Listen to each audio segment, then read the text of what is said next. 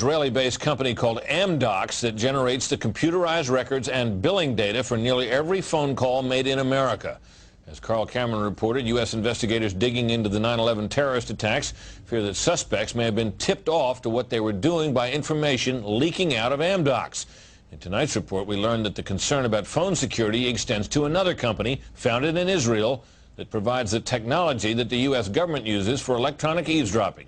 Here is Carl Cameron's third report.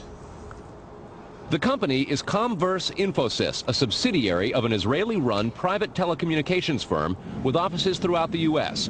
It provides wiretapping equipment for law enforcement. Here's how wiretapping works in the U.S. Every time you make a call, it passes through the nation's elaborate network of switchers and routers run by the phone companies. Custom computers and software made by companies like Comverse are tied into that network to intercept, record, and store the wiretapped calls, and at the same time transmit them to investigators. The manufacturers have continuing access to the computers so they can service them and keep them free of glitches. This process was authorized by the 1994 Communications Assistance for Law Enforcement Act, or CALEA.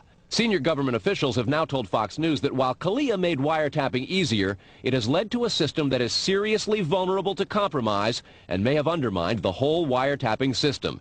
Indeed, Fox News has learned that Attorney General John Ashcroft and FBI Director Robert Mueller were both warned October 18th in a hand-delivered letter from 15 local, state, and federal law enforcement officials who complained that, quote, law enforcement's current electronic surveillance capabilities are less effective today than they were at the time CALEA was enacted. Comverse insists the equipment it installs is secure, but the complaint about this system is that the wiretap computer programs made by Comverse have in effect a back door through which wiretaps themselves can be intercepted by unauthorized parties. Adding to the suspicions is the fact that in Israel, Comverse works closely with the Israeli government and under special programs gets reimbursed for up to 50% of its research and development costs by the Israeli Ministry of Industry and Trade. But investigators within the DEA, INS, and FBI have all told Fox News that to pursue or even suggest Israeli spying through Comverse is considered career suicide.